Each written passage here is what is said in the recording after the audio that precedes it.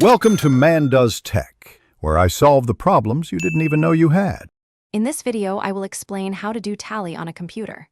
First, open your preferred spreadsheet program like Microsoft Excel or Google Sheets. Tallying is simply counting occurrences of items or events, and doing it digitally offers significant advantages.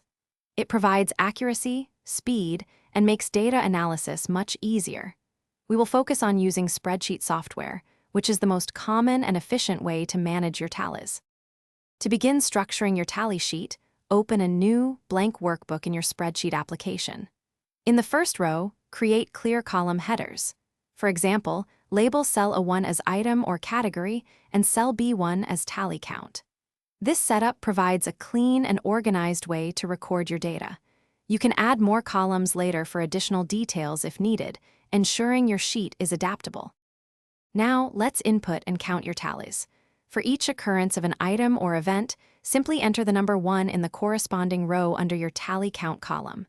For instance, if apples is in cell A2, enter 1 in cell B2 for each apple. To count, use the SUM function. In a new cell, type equals SUM parenthesis B2 colon B100 parenthesis to total all entries for that category. Once your tallies are entered, you can analyze the data effectively. Use conditional formatting to visually highlight categories with higher or lower counts, making trends immediately apparent. Furthermore, create charts such as bar graphs or pie charts directly from your tally data to present your findings clearly and professionally.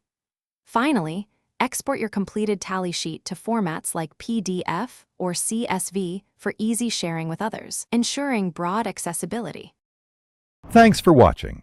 If you found this helpful, don't forget to like and subscribe.